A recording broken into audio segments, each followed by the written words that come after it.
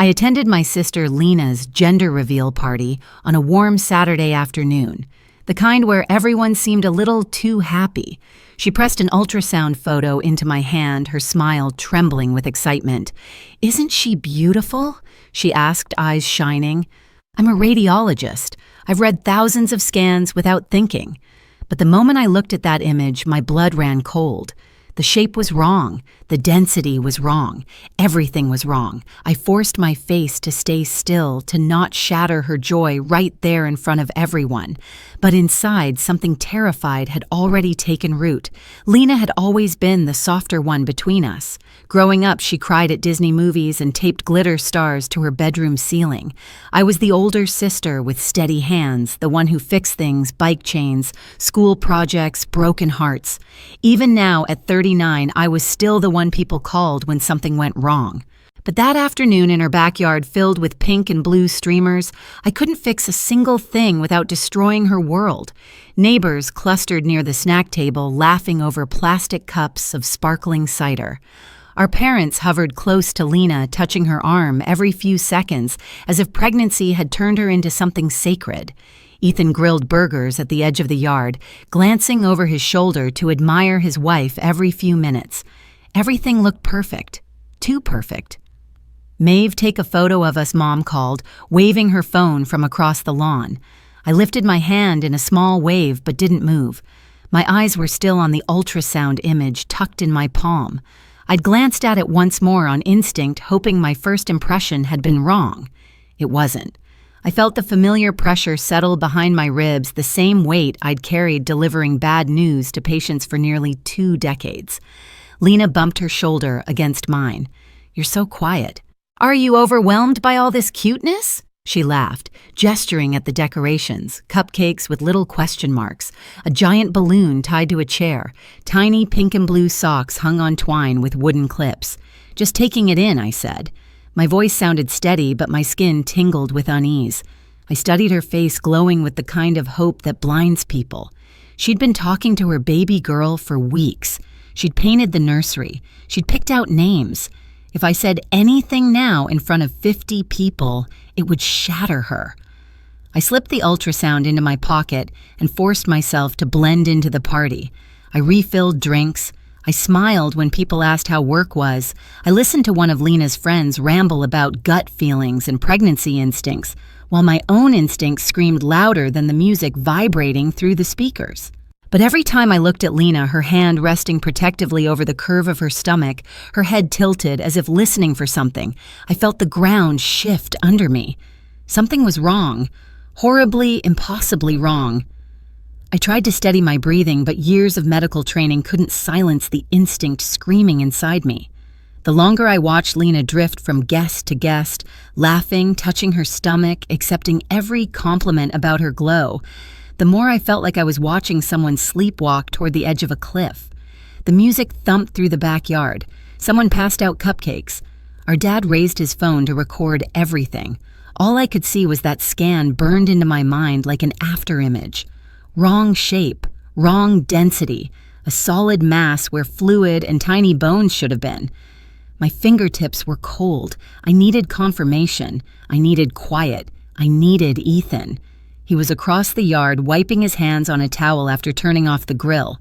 When our eyes met, he smiled at me, a goofy, hopeful grin that made my stomach twist. He thought they were about to find out the gender of their first child. He thought the future was about to drop into his hands like confetti. I moved toward him with purpose, weaving through clusters of guests until I reached the patio. "Ethan," I said quietly, "we need to talk, now." His smile faltered. What did she eat something she shouldn't? Is everything okay? Not here. I glanced toward the house. Laundry room. Now. Confusion flickered across his face, but something in my tone must have cut through the noise because he followed without another question. We slipped inside, shutting the door behind us. The thump of music became a distant pulse. "What's going on?" he asked. "Maeve, you're scaring me." I inhaled slowly, choosing my words the way a surgeon chooses instruments. Precise, controlled, mercilessly honest. "That ultrasound image," I said, "it isn't what you think." He frowned. "What do you mean it's the baby? "It's not a baby," I said, my voice dropping into a whisper. "Ethan, that wasn't a baby." For a second, his face went blank like a screen freezing before a crash. Then the color drained from it all at once. "No," he whispered. "No, that can't. She's been feeling kicks. I know what she thinks she felt. But trust me, I've read thousands of scans. This isn't a pregnancy. It's a mass, and it's serious." He pressed a hand to the washing machine to steady himself. "You're sure, Maeve? Please tell me you're wrong. I wish I were." Outside, the countdown began, 3, 2, the party roaring toward a celebration built on a lie. Inside, Ethan looked at me with terror in his eyes. "What do we do?" The balloon popped. Cheers erupted. His world was already cracking. Mine had shattered hours before. Ethan's breathing turned shallow as the cheers outside swelled. Pink confetti drifted past the laundry room window like drifting petals. I could picture Lena crying happy tears, hugging our parents, believing everything in her life was unfolding exactly the way she dreamed. The thought made my throat tighten. "We can't tell her here," I said softly. "Not in front of everyone, not like this." Ethan dragged both hands over his face. "She's been planning this for months. The nursery, the clothes, everything. How do I tell her any of this?" "You don't," I said. "Not yet. First we get her to the hospital, tonight." He stared at me like I'd spoken another language. "Maeve, she won't leave. Not after this. She's going to want to celebrate." "I know." My voice cracked, barely audible.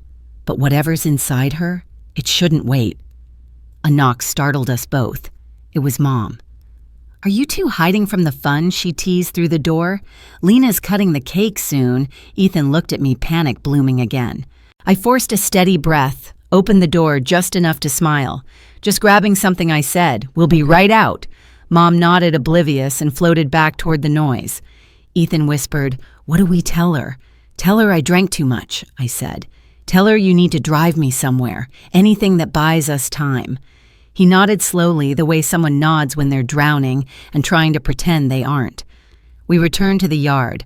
Lena rushed toward us, pink confetti tangled in her hair, a soft glow on her face that nearly broke me. "There you are," she said. "Ethan, you missed the photos. Our little girl, I couldn't breathe." Ethan forced a smile. "Sorry, babe. Maeve's not feeling well. I need to take her to get something." Lena's smile faltered. "Now, but the cake. I'll be quick," he promised. "Save me a piece." She pouted but hugged me anyway, pressing her stomach lightly against mine. I felt my chest cave in. That roundness she'd been cradling for months. Not a baby, not a heartbeat, just a silent mass stealing space inside her. "Text me when you're better," she said gently. "I will," I whispered. 10 minutes later, we were pulling out of her driveway. Ethan gripped the steering wheel, knuckles bone white. I called Dr. Harper Lang before we even cleared the neighborhood. "Harper, it's me," I said. "I need you at the hospital. It's urgent. Full diagnostic workup, OB imaging, everything. My sister, something's wrong." Her tone shifted instantly. "Bring her straight in."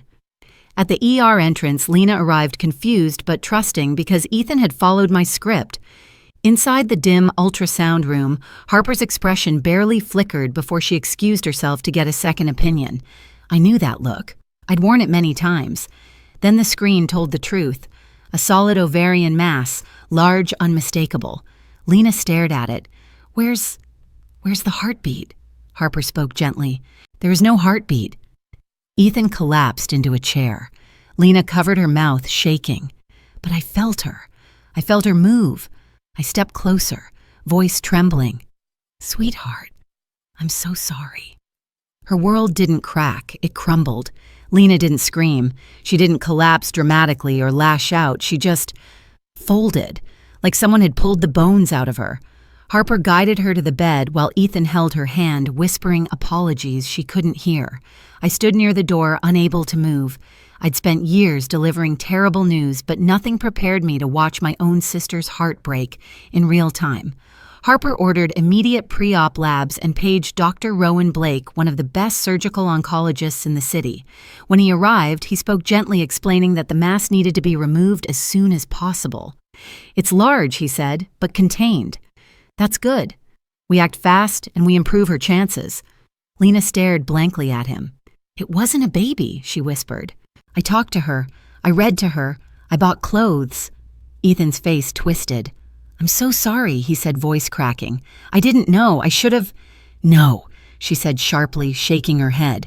"It's not your fault. Someone told me I was pregnant. Someone let me believe it." Her eyes drifted to me. I expected anger, but there was only confusion, grief, and a terrible kind of trust. "You knew at the party," she whispered, a blade to the chest. I suspected, I said carefully. "I wasn't certain until now. I didn't want to crush you without proof." Tears pooled again, but she nodded slowly. "Thank you for getting me here." Dr. Blake scheduled surgery for dawn. I stayed at the hospital, pacing the hallway while Ethan slept upright in a chair beside Lena. When they wheeled her into the OR at sunrise, she reached for my hand one last time. "Don't let them get away with it," she whispered. "I won't," I promised. The next 3 hours crawled when Dr. Blake finally stepped out, mask hanging around his neck. I braced myself. "She did well," he said. "The mass was large, but we removed it cleanly. She'll recover." Relief hit so hard my knees nearly buckled. Ethan cried openly. I didn't. Not yet. 2 days later, pathology confirmed the tumor was benign. Lena would heal physically, but emotionally, that was a different fight. She barely spoke the first week. Dr. Elise Warren, a reproductive trauma therapist, came to the house for sessions. Sometimes Lena listened. Sometimes she stared at the wall. She'd lost something she believed in with every cell of her body, a child she'd named, a future she'd rehearsed. One night while Ethan dozed on the couch, Lena whispered, "How many women did they lie to? How many thought they were carrying something real?" The question lodged in my chest like shrapnel. I couldn't fix the past, but I could stop the people responsible. I started with the boutique clinic. Lena had visited Nest and Bloom Imaging, a keepsake ultrasound studio tucked between a frozen yogurt shop and a nail salon. Their website bragged about high-definition baby previews and early gender accuracy. No mention of licensed sonographers. No disclaimers about not providing medical diagnoses. Just packages, promotions, and glowing reviews. I dug deeper. Buried among the praise were a few uneasy comments. A mother who'd been told she was having twins, only to learn one twin was an empty sack. A father who'd been promised a healthy baby, then discovered severe abnormalities at a real OB appointment. A woman who'd sworn she heard a heartbeat, only to miscarry weeks later. I contacted these families one by one. Jenna Hale cried as she told me how Nest and Bloom insisted her baby was perfect. Her OB found congenital defects 2 days later. Lauren Perez said they'd promised her a boy. She delivered a girl with a chromosomal disorder they never mentioned. Michael Tan's wife lost her pregnancy after Nest and Bloom missed signs of complications. Amber Wu nearly died when her ectopic pregnancy went undetected. They told me everything looked fine, she said. Fine. I almost bled out in my apartment. Every story hit the same note, false reassurance from untrained operators. I compiled everything, screenshots, testimonies, bills, notes. Then I called Daniel Reeves at the State Medical Board. He listened carefully, then said, "We've been monitoring places like this. If you can gather more documented cases, we can take action." I didn't sleep for 2 days. I interviewed families, collected medical reports, requested permission to share their information. Slowly, a pattern emerged, a map of negligence, lies, and lives shattered. Next, I contacted journalist Talia Grant, known for exposing healthcare fraud. She didn't hesitate. "Send me everything," she said. "This needs daylight." With evidence in hand, she drafted a segment for the evening news. But before it aired, Daniel arranged a coordinated visit to Nest and Bloom, an official shutdown. I went with them. Candace Doyle, the owner, stood behind the reception counter when we walked in. Pink walls, stuffed animals, fake medical posters. It was a theater of motherhood built on deception. "Can I help?" Her smile faltered as she saw the badges. Candace Doyle Daniel said firmly, "This facility is operating without the required licensing. You are hereby ordered to cease all services immediately." She stiffened. "This is just a keepsake business. People know it's for fun." "No," I cut in. "My sister believed you. She nearly died because of your fun. And she wasn't the only one." For the first time, fear flickered in her eyes. "This is ridiculous," she sputtered. "Your sister must have misunderstood." "She heard a heartbeat," I said coldly. "From a tumor." She went silent. Talia's crew arrived after the premises were secured. They filmed the interior, the evidence, the official documents. Talia interviewed me at the curb. "What do you want viewers to understand?" she asked. "That ultrasound isn't entertainment," I said. "It's medicine. And when untrained people pretend otherwise, people get hurt." The piece aired that night. Shockwaves rippled through the community. More families came forward. Lawsuits followed. Marissa Cole, a sharp, unyielding malpractice attorney, filed a consolidated case representing the victims. The trial took months. I sat behind Lena as she testified, voice trembling but steady. "I loved a baby who never existed," she said, "because someone handed me a picture and told me she was real. That lie changed everything." Candace stared at the table the entire time. At the verdict, the courtroom held its breath. Guilty on all counts. Candace was barred from operating any health-related business and ordered to pay restitution. She left the courtroom in handcuffs. Only then, only when justice had a face and a sentence, did I let myself breathe. Lena reached for my hand. "You kept your promise," she whispered. For the first time in months, she smiled. Lena's recovery wasn't linear. Some mornings, she woke up determined to reclaim her life, ready for therapy sessions with Dr. Elise Warren, ready to take a walk or cook something simple. Other days, she barely spoke, sitting on the couch, wrapped in a blanket while the sunlight shifted across the floor. Trauma rearranges people quietly in ways you only notice when the world slows down. Ethan hovered gently, learning when to step in and when to give her space. He was different too. Softer, more protective, less certain of the world's goodness. Sometimes I caught him watching Lena with an expression that was equal parts love and fear, as if he worried she might dissolve if he blinked. I visited often, bringing groceries, helping with small tasks, handling insurance calls, anything that felt too heavy for them. Our parents came by with casseroles and awkward reassurances, still trying to understand how everything they celebrated at that party had been built on deception. Healing wasn't dramatic. It was quiet cups of tea, slow breaths, long silences that didn't demand answers. Months passed. One evening, Lena called and asked me to come over. Her voice held something I hadn't heard in a long time, steadiness. When I arrived, the house looked different, softer, warmer. Ethan opened the door with red eyes but a smile. "In the living room," he said. I stepped inside and froze. Lena was on the couch, cradling a tiny bundle wrapped in a pale yellow blanket. The baby's dark eyes blinked up at the room like she was still deciding whether she belonged here. "This," Lena whispered, "is Sophie. We finalized the adoption this morning." Emotion surged through me so fast it left me breathless. Lena's smile trembled not from pain this time, but from something gentler. "I didn't think I could love again," she said. "Not after everything. But the moment I held her, I knew. She's ours. She was always supposed to be ours." I sat beside her, touching Sophie's small hand. It curled around my finger, impossibly light and real. Lena leaned her head on my shoulder. "You saved my life, Maeve. All of this. It's because you chose the truth." The room was quiet except for the soft hum of the air conditioner and the tiny breaths of the baby sleeping against her chest. And in that stillness, for the first time since the party, I felt peace settle in my bones.